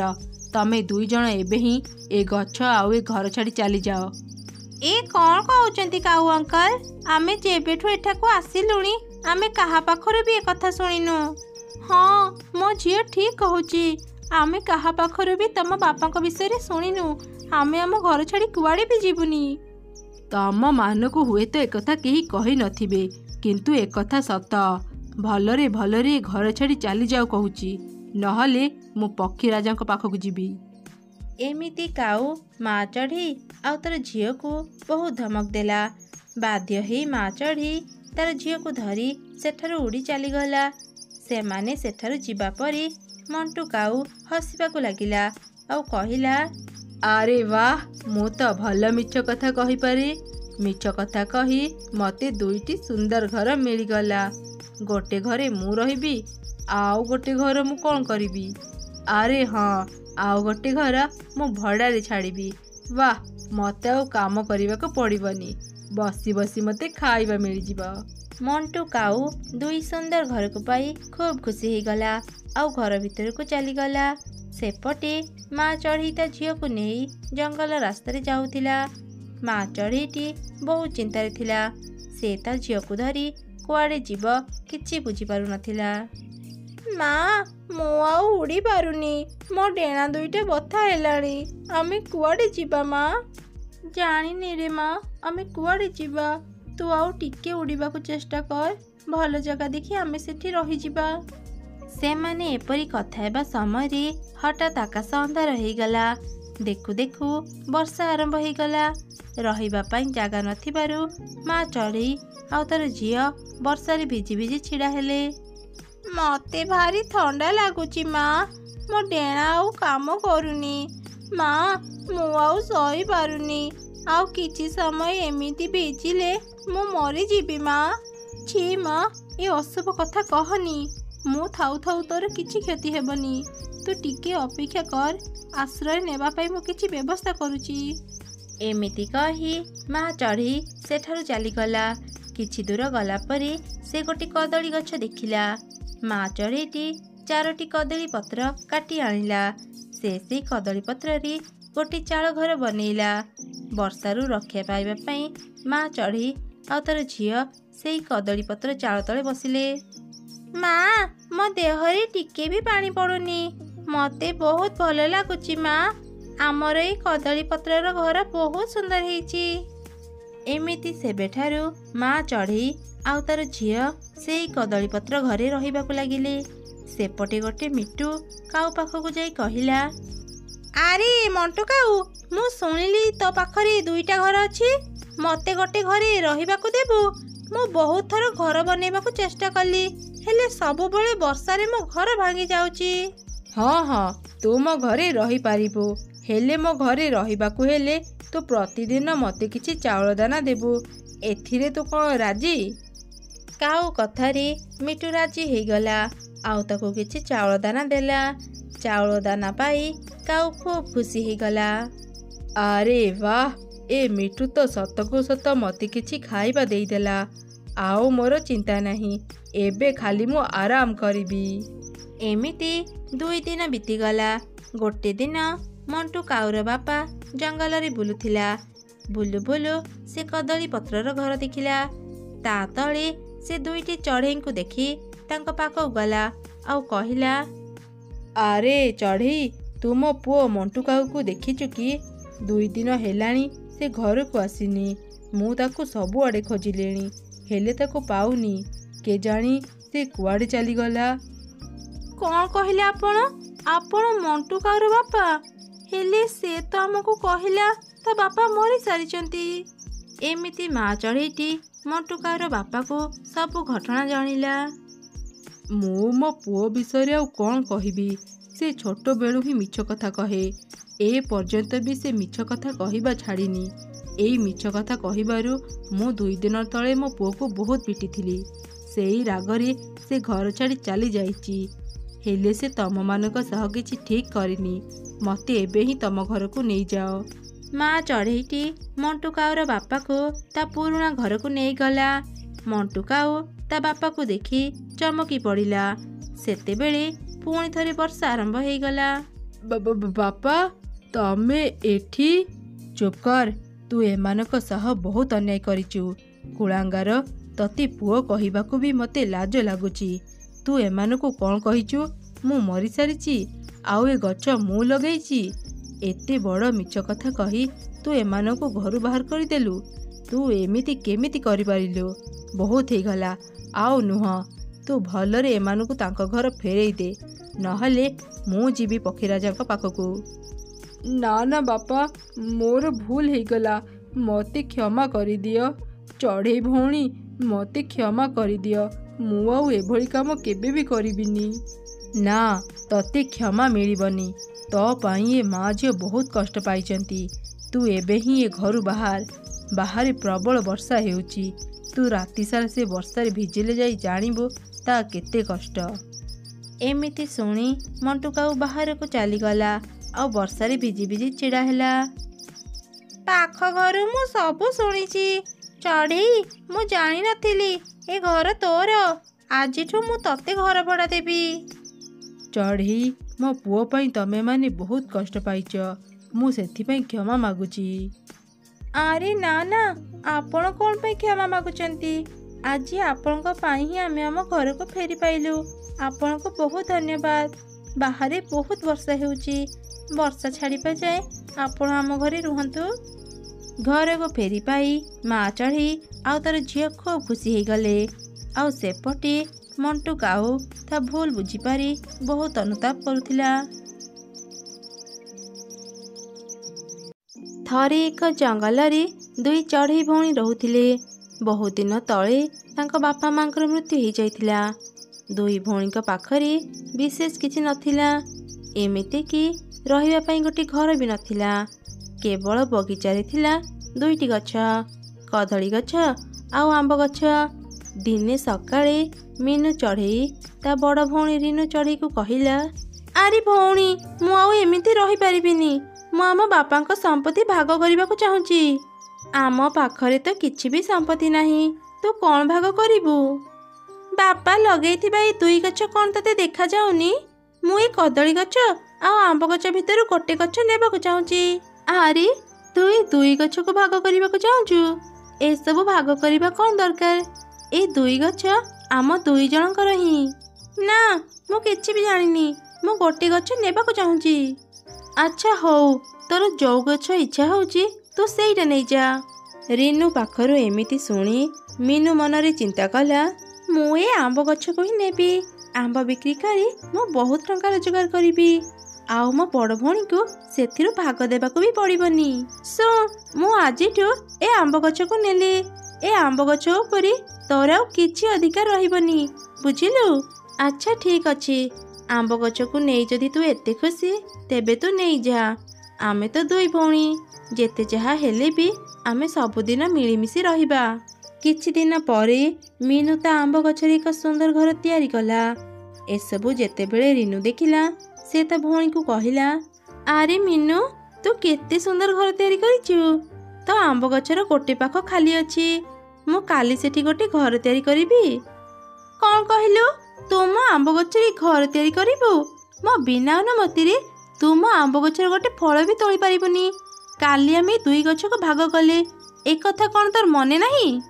ଆରେ ମିନୁ, ତୁ ମୋ ସହ ଏମିତି ତୁ କରି କାହିଁ କଥା କହୁଛୁ? ମୋ ପରା ତ ବଡ଼ ଭଉଣୀ। ତୁ ତ ଜାଣିଛୁ, ରହିବା ପାଇଁ ଆମ ପାଖରେ ଘର ନାହିଁ। ନୂଆ ଘର ତିଆରିବା ପାଇଁ ମୁଁ ସୁରକ୍ଷିତ ଜାଗା ପାଉନି। ତ ଗଛରେ ଯଦି ମୁଁ ଗୋଟେ ଘର ତିଆରି କରିବି, ମୋତେ ଅନ୍ୟମାନଙ୍କ ଗଛରେ ଆଉ ଆଶ୍ରୟ ନେବାକୁ ପଡ଼ିବନି।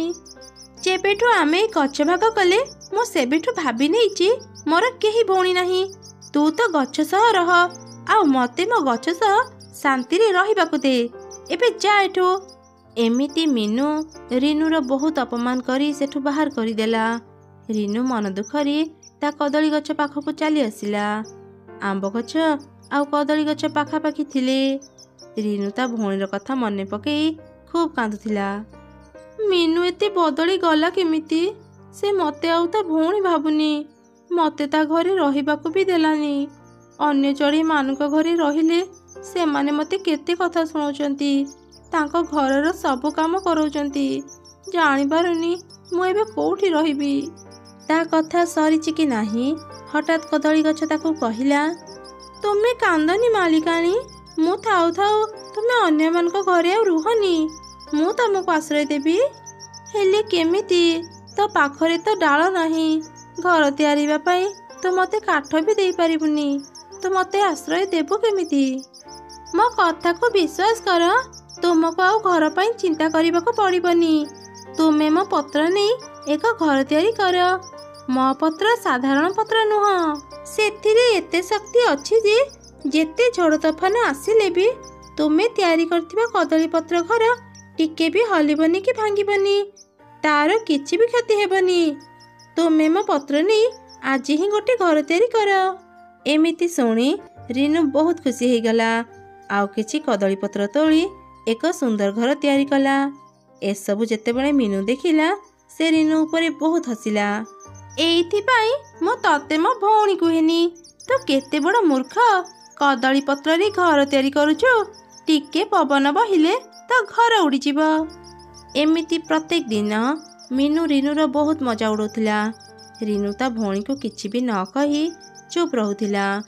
ମିନୁ ବଜାରରେ ଆମ୍ବ ବିକ୍ରି କରି ବହୁତ ଟଙ୍କା ରୋଜଗାର କରୁଥିଲା। ଦିନେ ରିନୁ ଖାଇବା ଖୋଜିବା ପାଇଁ ବାହାରକୁ ଯାଇଥିଲା।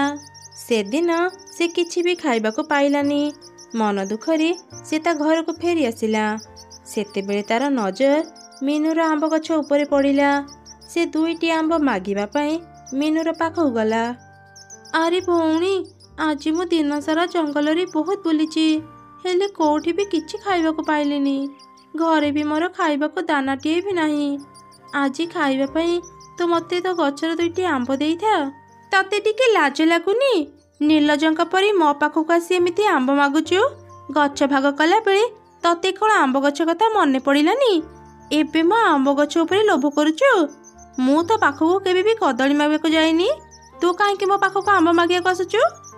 ଏତେ ଗର୍ବ କରନି ଭଉଣୀ, ତୋର କ'ଣ ଭଗବାନଙ୍କୁ ଟିକେ ବି ଡର ନାହିଁ? ତୋଠୁ ଜ୍ଞାନ କିଏ ମାଗିଲା? ତୋ ଜ୍ଞାନ ତୋ ପାଖରେ ରଖ। ମୋ ଆମ୍ବ ଗଛ ସହ ମୁଁ କ'ଣ କରିବି ନ କରିବି ସେ କଥା ମୁଁ ଚିନ୍ତା କରିବି। ତୋର ଏଥିରେ ମୁଣ୍ଡ ଖେଳିବା କିଛି ଦରକାର ନାହିଁ। ମିନୁର ଏପରି କଥା ଶୁଣି ରିନୁ ବହୁତ କାନ୍ଦିଲା। ସେ 2 ଭଉଣୀଙ୍କ କଥା ଆମ୍ବ ଗଛ ଆଉ କଦଳୀ ଗଛ ଶୁଣୁଥିଲେ। ଦିନେ କଦଳୀ ଗଛ ଆମ୍ବ ଗଛକୁ କହିଲା, ସାଙ୍ଗ ଆମ୍ବ ଗଛ, ତ ମାଲିକାଣୀ ବହୁତ ଗର୍ବୀ। ସେ ସବୁବେଳେ ମୋ ମାଲିକାଣୀଙ୍କୁ ଅପମାନ କରି ତାଙ୍କ ମନ ଦୁଃଖ କରିଦିଅନ୍ତି। ତୁ ଟିକେ ତାଙ୍କୁ ବୁଝ, ଏତେ ଗର୍ବ ଅହଙ୍କାର କରିବା ଠିକ୍ ନୁହଁ। ଏଇ ଗରିବ ମାଲିକାଣୀର ଗରିବ ଗଛ କିଏ ତୋର ସାଙ୍ଗ?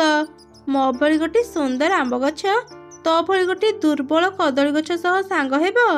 ମୋ ମାଲିକାଣୀ ତୋ ମାଲିକାଣୀଙ୍କ ସହ ଯାହା ବ୍ୟବହାର କରନ୍ତି ଏକଦମ ଠିକ୍ କରନ୍ତି। ଓ, ତୁ ବି ତାହେଲେ ତୋ ମାଲିକାଣୀଙ୍କ ପରି ଭାରି ଗର୍ବୀ।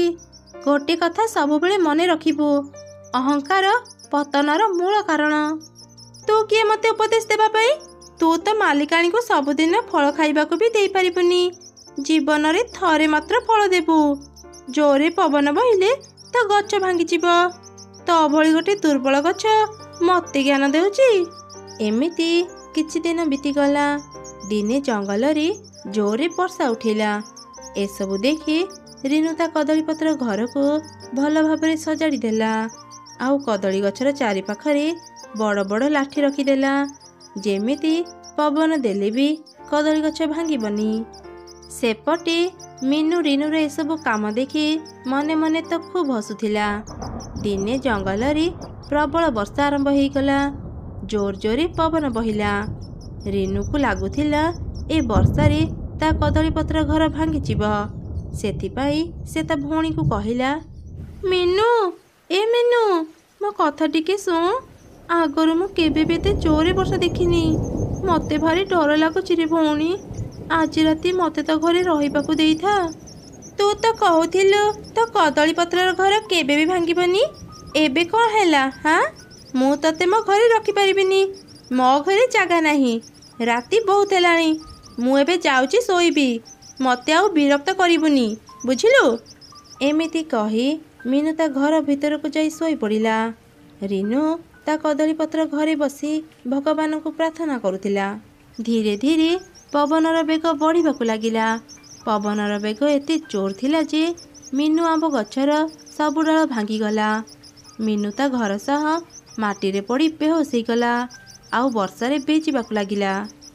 ଆଶ୍ଚର୍ଯ୍ୟର କଥା, ପବନର ବେଗରେ ବଡ଼ ବଡ଼ ଗଛ ଭାଙ୍ଗି ଯାଉଥିଲେ ବି ରିନୁର କଦଳୀ ଗଛ ଆଉ ତା ପତ୍ର ଘରର କିଛି ବି କ୍ଷତି ହେଲା ନାହିଁ।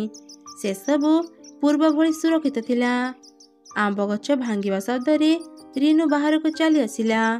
ସେ ତା ଭଉଣୀକୁ ମାଟିରେ ପଡ଼ିଥିବାର ଦେଖି ତା ପାଖକୁ ଗଲା। ଏ କ'ଣ ହେଇଗଲା? ମିନୁ, ଆଖି ଖୋଲ। ମୋ ଭଉଣୀର କ'ଣ ହେଇଗଲା? ସେ ଆଖି ଖୋଲୁନି କ'ଣ ପାଇଁ? ହେ ଭଗବାନ, ମୋ ଭଉଣୀକୁ ରକ୍ଷା କର। ଏମିତି କହି ରିନୁ ତା ଭଉଣୀକୁ ନିଜ କଦଳୀପତ୍ର ଘରକୁ ନେଇଗଲା ଆଉ ତାର ବହୁତ ସେବା ଯତ୍ନ କଲା। ଧୀରେ ଧୀରେ ମିନୁ ବି ସୁସ୍ଥ ହେଇଗଲା। ସେ ଯେତେବେଳେ ସବୁ କଥା ଜାଣିଲା, ନିଜ ଭୁଲ ବୁଝିପାରିଲା। ଦିଦି, ମତେ ତୁ କ୍ଷମା କରିଦେ। ମୁଁ ତୋର ବହୁତ ଅପମାନ କରିଛି। ତୋର ଏଇ ଛୋଟ କଦଳୀ ଗଛର ବହୁତ ମଜା ଉଡ଼େଇଛି। ଆଜି ତୋ ପାଇଁ ଆଉ ଏ କଦଳୀପତ୍ର ଘର ପାଇଁ ମୋ ଜୀବନ ବଞ୍ଚିଗଲା। ଏବେ ମୁଁ ବୁଝିପାରିଲି ଛୋଟ ବୋଲି କାହାର ମଜା ଉଡ଼େଇବା ଠିକ୍ ନୁହଁ। ବିପଦ ସମୟରେ ସେ ହିଁ ତୁମ କାମରେ ଆସିଥାଏ। ତୁ ନିଜ ଭୁଲ ବୁଝିପାରିଲୁ। ମୁଁ ତୋ ଉପରେ ଆଉ କାହିଁକି ରାଗିବି? ତାପରେ ଦୁଇ ଭଉଣୀ ମିଳିମିଶି ସାଙ୍ଗ ହେଇ ଖୁସିରେ ରହିଲେ। ସ୍ୱାମୀର ଦେହାନ୍ତ ପରେ ଗୋଟେ ଚଢ଼େଇ ଏକା ହିଁ ଏକ ଛୋଟ ଘରେ ରହୁଥିଲା। ସେ ବହୁତ କଷ୍ଟରେ ଖାଇବା ଯୋଗାଡ଼ କରୁଥିଲା। ତାର କେହି ବି ସାଙ୍ଗ ନଥିଲେ। ଦିନେ ସେ କହିଲା, ଏମିତି ଏକୁଟିଆ ଆଉ ବଞ୍ଚିବାକୁ ମତେ ଭଲ ଲାଗୁନି। କଥା ହେଲା ଭଳି ମୋ ପାଖରେ କେହି ସାଙ୍ଗ ନାହାନ୍ତି। ଠିକ୍ ସେହି ସମୟରେ ଚଢ଼େଇର ନଜର କାନ୍ଦୁଥିବା ଦୁଇ କୁକୁଡ଼ାଙ୍କ ଉପରେ ପଡ଼ିଲା। ସେ ତାଙ୍କ ପାଖକୁ ଗଲା। ଆରେ କୁକୁଡ଼ାମାନେ, ତମେ ଦୁଇ ଜଣ ଏଠି ଛିଡ଼ା ହେଇ ଏମିତି କାନ୍ଦୁଛ କ'ଣ ପାଇଁ? କିଛି ସମୟ ପରେ ରାତି ହେଇଯିବ। ଏଠି ରହିଲେ ବିପଦ। ଜାଣିନ କି ଏଇ ପାଖରେ ଶିଆଳ ରୁହେ? ଆସୁ ସେ ଶିଆଳ, ଆମକୁ ଖାଇଦେଉ। ଆମ ମାଲିକ ଆମକୁ ଘରୁ ବାହାର କରିଦେଇଛନ୍ତି। ଆମେ ଆଉ ବଞ୍ଚିକି କ'ଣ କରିବୁ? ତମ ମାଲିକ ତମମାନଙ୍କୁ ଘରୁ ବାହାର କରିଦେଇଛି? ହେଲେ କ'ଣ ପାଇଁ? ଆମ ମାଲିକ ପ୍ରତିଦିନ ଆମଠୁ ଅଣ୍ଡା ମାଗନ୍ତି। ସେ ବୁଝିବାକୁ ଚେଷ୍ଟା ବି କରନ୍ତିନି। ଆମେ ଏବେ ବହୁତ ଛୋଟ। ଆମ ଅଣ୍ଡା ଦେବାର ସମୟ ହେଇନି। ଅଣ୍ଡା ନ ଦେବାରୁ ମାଲିକ ଆଜି ଆମକୁ ପିଟି ପିଟି ଘରୁ ବାହାର କରିଦେଲେ। ଏବେ ତୁମେ ହିଁ କୁହ, ଆମେ କୁଆଡ଼େ ଯିବୁ? କୋଉଠି ରହିବୁ? ତମେମାନେ ଆଉ କୁଆଡ଼େ ବି ଯିବନି। ଆଜିଠୁ ତମେମାନେ ମୋ ସାଙ୍ଗରେ ମୋ ଘରେ ରହିବ। ଏବେଠାରୁ ମୁଁ ତୁମର ମା। ମୁଁ ତୁମ ଦୁଇ ଜଣଙ୍କୁ ସୁନା ଆଉ ରୂପା ଡାକିବି। ଆଉ ମନ କଷ୍ଟ କରନି। ଆସ, ମୋ ଘରକୁ ଯିବା। ଆମେ ଯଦି ତମକୁ ଅଣ୍ଡା ନ ଦେବୁ, ତୁମେ ଆମ ମାଲିକ ପରି ଆମକୁ ଘରୁ ବାହାର କରିଦେବନି ତ? ଜମା ବି ନୁହଁ। ମୁଁ ତୁମ ଦୁଇ ଜଣଙ୍କୁ ମୋ ଛୁଆ ପରି ଯତ୍ନ ନେବି। ଆସ ଏବେ ଯିବା। ଚଢ଼େଇ ସେ ଦୁଇ କୁକୁଡ଼ାଙ୍କୁ ନେଇ ଘରକୁ ଗଲା ଆଉ ତାଙ୍କୁ କିଛି ଖାଇବା ଦେଲା। ସେ ପ୍ରତିଦିନ ତାଙ୍କର ଖୁବ୍ ଯତ୍ନ ନେଉଥିଲା। ଦେଖୁ ଦେଖୁ କିଛି ଦିନ ବିତିଗଲା। ସୁନା ଆଉ ରୂପା କୁକୁଡ଼ା ଦୁଇଟି ଅଣ୍ଡା ଦେଲେ। ଆରେ ବା ସୁନା ରୂପା, ଏବେ ତ ତମେ ଦୁଇ ଜଣ ଖୁବ୍ ବଡ଼ ହେଇଗଲାଣି। ଏବେ ତମର ଅଣ୍ଡା ଦେବାର ସମୟ ହେଇଗଲାଣି। ଏବେଠାରୁ ତମେମାନେ ବେଶୀ ବେଶୀ ଖାଇବା ଖାଇବ। ରୁହ, ମୁଁ ତମମାନଙ୍କ ପାଇଁ କିଛି ଭଲ ଖାଇବା ନେଇ ଆସୁଛି। ଚଢ଼େଇ ମା, ଆମେ ଖାଇବା ଖାଇଦେଲୁ। ଏବେ ଆମେ ବାହାରକୁ ବୁଲିବା ପାଇଁ ଯାଉଛୁ। ଏହିପରି ଆହୁରି କିଛି ଦିନ ବିତିଗଲା। ପ୍ରତ୍ୟେକ ଦିନ ସୁନା ରୂପା ଅଣ୍ଡା ଦେଉଥିଲେ। ଚଢ଼େଇ ସେମାନଙ୍କ ଅଣ୍ଡା ବଜାରରେ ବିକ୍ରି କରୁଥିଲା। ଧୀରେ ଧୀରେ ସେ ଅଣ୍ଡା ବିକ୍ରି କରି ଖୁବ୍ ଧନୀ ହେଇଗଲା। ସେପଟେ ଏକ କାଉ ଚଢ଼େଇର ଏପରି ଉନ୍ନତି ଦେଖି ଈର୍ଷାରେ ଜଳିଗଲା। କାଲି ଯାଏ ଚଢ଼େଇ କିଛି ଖାଇବାକୁ ପାଉନଥିଲା, ଆଉ ଆଜି ସାମାନ୍ୟ ଦୁଇଟା କୁକୁଡ଼ାଙ୍କ ଅଣ୍ଡା ବିକ୍ରି କରି ସେ ଏତେ ଧନୀ ହେଇଗଲା। ମୁଁ ଚଢ଼େଇଠୁ ତାର ଦୁଇ କୁକୁଡ଼ାଙ୍କୁ ଚୋରି କରି ନେଇ ଆସିବି। ତାପରେ ମୁଁ ସେ କୁକୁଡ଼ା ଅଣ୍ଡା ବିକ୍ରି କରି ଆହୁରି ଧନୀ ହେଇଯିବି। ଏବେ ଯାଏ ଚଢ଼େଇ ଘରକୁ। ସୁନା ରୂପା, ତମେ ଦୁଇ ଜଣ ଘରେ ଥାଅ। ମୁଁ ଏବେ ଅଣ୍ଡା ବିକିବାକୁ ବଜାରକୁ ଯାଉଛି। ମୁଁ ଫେରିଲେ ତମେମାନେ ବାହାରକୁ ଯିବ। ଚଢ଼େଇ ଅଣ୍ଡା ଝୁଡ଼ି ନେଇ ବଜାରକୁ ଗଲା। ସେହି ସୁଯୋଗରେ କାଉ ଚଢ଼େଇ ଘରକୁ ଗଲା। ତୁମେ କ'ଣ ଆମ ଚଢ଼େଇ ମାଙ୍କ ସହ ଦେଖା କରିବାକୁ ଆସିଛ? ସେ ଏବେ ଘରେ ନାହାନ୍ତି, ଅଣ୍ଡା ବିକ୍ରି କରିବା ପାଇଁ ବଜାରକୁ ଯାଇଛନ୍ତି। ତୁମେ ଏବେ ଏଠାରୁ ଯାଇଥାଅ, ପରେ ଆସିବ। କ'ଣ ହେଲା? ତୁମେ ଯାଉନ କ'ଣ ପାଇଁ? କିଛି କହିବ କି? ମୁଁ କିଛି କଥା କହିବାକୁ ଆସିନି କି ତମର ସେ ଚଢ଼େଇ ମା ସହ ଦେଖା କରିବାକୁ ଆସିନି। ମୁଁ ଆସିଛି ତମମାନଙ୍କୁ ମୋ ସାଙ୍ଗରେ ନେବା ପାଇଁ। ତୁମ କହିବାର ମାନେ କ'ଣ? ତୁମେ ଭଲ ପକ୍ଷୀ ପରି ଜମା ବି ଲାଗୁନ। ତୁମେ କ'ଣ ମତଲବ ନେଇ ଏଠାକୁ ଆସିଛ? ଚାଲିଯାଅ ଏଠୁ। ଆମ ଚଢ଼େଇ ମା ଏକଥା ଜାଣିଲେ ସେ ତମକୁ ଶାସ୍ତି ଦେବେ। ରୂପା, ଏ ପକ୍ଷୀ ପାଖରୁ ଦୂରେଇକି ରହ, ଇଏ ଭଲ ପକ୍ଷୀ ନୁହଁ। ତମର ସେ ଚଢ଼େଇ ମା ଏକଥା ଜାଣିଲେ ସିନା ମତେ ଶାସ୍ତି ଦେବ। ଆଜି ତମମାନଙ୍କୁ ମୋ ପାଖରୁ କେହି ରକ୍ଷା କରିପାରିବେନି। କାଉର ଏପରି କଥା ଶୁଣି ଦୁଇ କୁକୁଡ଼ା ଦୌଡ଼ିକି ଜଙ୍ଗଲ ଭିତରକୁ ଗଲେ। କାଉ ବି ତାଙ୍କ ପଛେ ପଛେ ଗଲା। ରୂପା, ଜଲ୍ଦି ଜଲ୍ଦି ଚାଲ ଭଉଣୀ, ସେ ଦୁଷ୍ଟ ପକ୍ଷୀ ନହେଲେ ଆମକୁ ଧରି ପକେଇବ। ଏଇ ରହିଯାଅ କହୁଛି। ଆଜି ତମେମାନେ ମୋ ପାଖରୁ କୁଆଡ଼େ ବି ଯାଇପାରିବନି। ସେଇ ଜଙ୍ଗଲରେ ଏକ ଦୁଷ୍ଟ ତାନ୍ତ୍ରିକ ରହୁଥିଲା।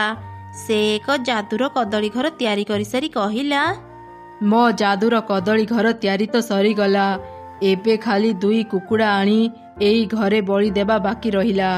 ଦୁଇ କୁକୁଡ଼ାଙ୍କୁ ଏଇ କଦଳୀ ଘରେ ବଳି ଦେଲେ ମୁଁ ଅନେକ ଶକ୍ତିଶାଳୀ ହେଇଯିବି।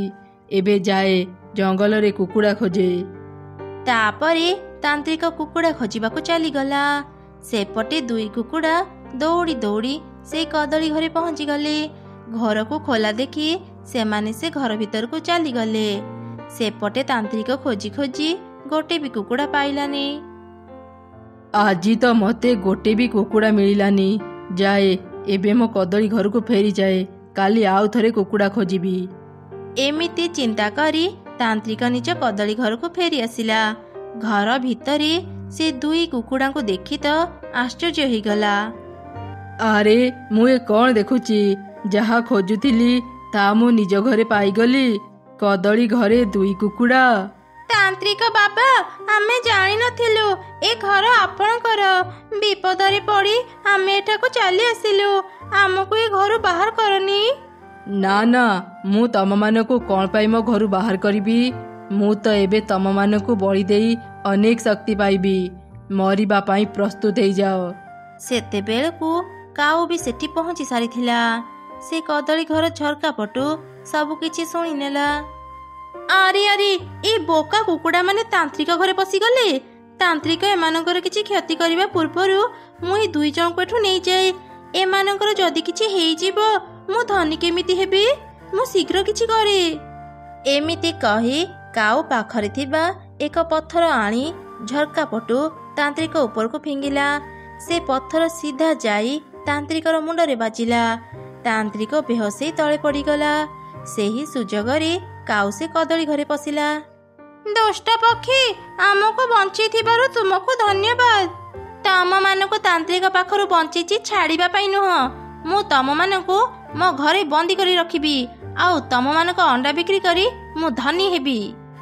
ସେଠାରେ ଥିବା ଏକ ଦଉଡ଼ି ନେଇ କାଉ ସୁନା ରୂପା କୁକୁଡ଼ାଙ୍କ ବେକରେ ବାନ୍ଧି ତାଙ୍କୁ ଘୋଷାଡ଼ି ଘୋଷାଡ଼ି ନିଜ ଘରକୁ ନେଲା।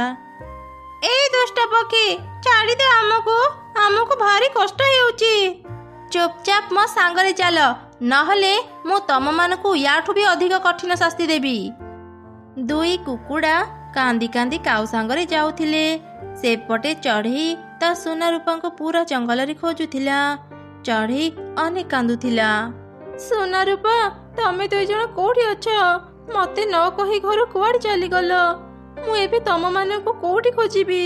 ହେ ଭଗବାନ, ମତେ ମୋ ସୁନା ରୂପା ଫେରେଇ ଦିଅ।